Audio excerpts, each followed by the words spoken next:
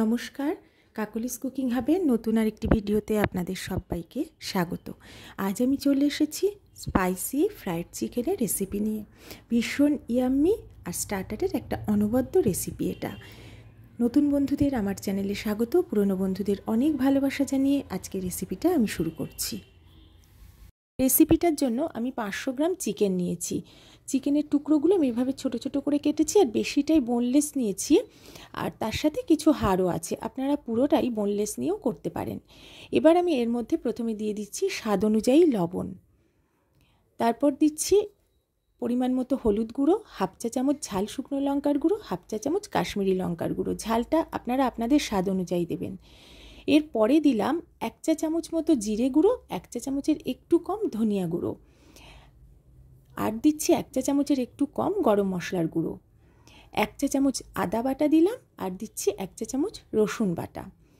আমি একটা ছোট পাতিলেবু নিয়ে সেই পাতিলেবুটা পুরোটাই রস এর মধ্যে মিশিয়ে দিলাম। এবার আমি এর মধ্যে অ্যাড করে দিচ্ছি ড্রাই রোস্ট করা 1 চা চামচ কাসুরি মেথি। কাসুরি মেথি আগে থেকে ড্রাই রোস্ট করে হাতে একটু গুঁড়ো করে নিতে হবে। এবার সব মশলা আর চিকেনের টুকরোগুলো খুব ভালো করে মাখতে হবে, হাত দিয়ে ঘষে ঘষে এমনভাবে মাখতে হবে যে প্রত্যেকটা চিকেনের টুকরোর গায়ে মশলাটা যেন খুব ভালোভাবে মিশে যায়। এবার এইভাবে বেশ একটু সময় নিয়ে মেখে তারপর ঢাকা দিয়ে আমি 30 মিনিট রেখে দেব। এবার গ্যাসে একটা কড়া বসিয়ে বেশ কিছুটা হোয়াইট অয়েল আমি অ্যাড করে দিলাম। তেলটা খুব ভালো করে গরম করব। প্রথমে হাই ফ্লেমে তেলটা গরম করে গ্যাসের ফ্লেমটা লো করে দিয়েছি। তারপর ম্যারিনেট করা চিকেন পিসগুলো তেলের মধ্যে আস্তে আস্তে দিয়ে দিচ্ছি। সব চিকেন পিসগুলোই আমি একসাথে দেব আর ভালো করে একটু ছড়িয়ে দেব। এগুলো দেওয়ার পরে আমি প্রথমে ঢাকা দিয়ে হাই ফ্লেমে 4 মিনিট ভেজে নেব।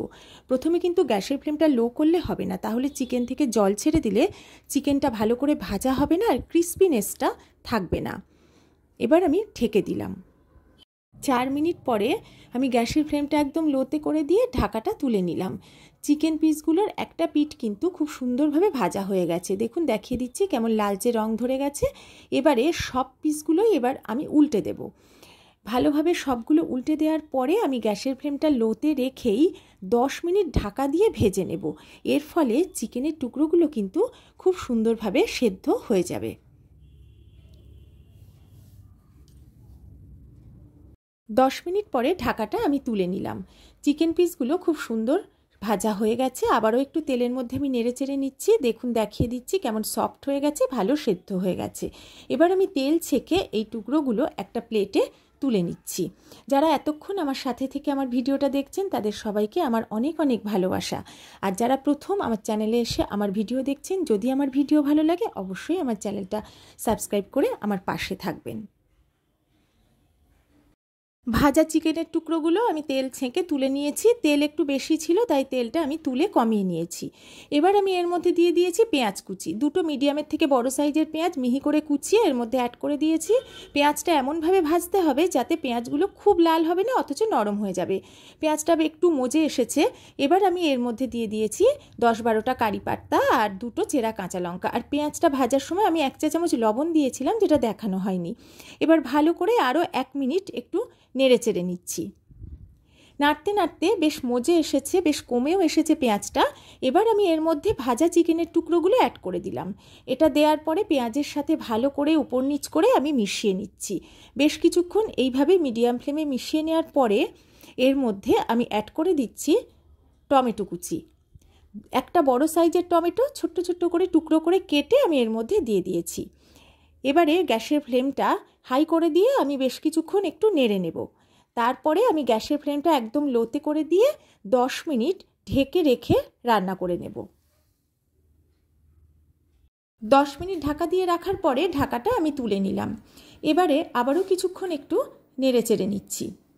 মিনিট খানেক একটু নেড়ে নেওয়ার পরে আমি এর মধ্যে দিয়ে দিচ্ছি ধনেপাতা কুচি। একটু বেশি পরিমাণে ধনেপাতা কুচি আমি এতে অ্যাড করেছি, আর ধনেপাতাটা একটু মিহি করে কুচিয়ে নিয়েছি। এবারও মিনিট 2 মতো আমি ভালো করে একটু নেড়ে নেব।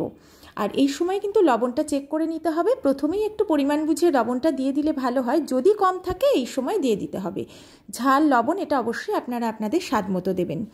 কিছুক্ষণ নেড়ে নিয়ে আমি গ্যাসের ফ্লেমটা অফ করে দিলাম। রান্নাটা আমার একদম রেডি হয়ে গেছে।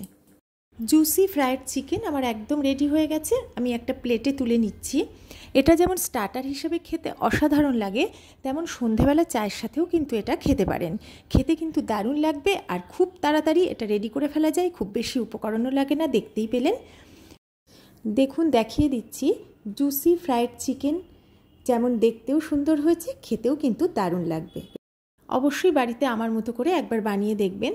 দেখুন, দেখেই নিশ্চয়ই বুঝতে পারছেন কতটা সফট হয়েছে।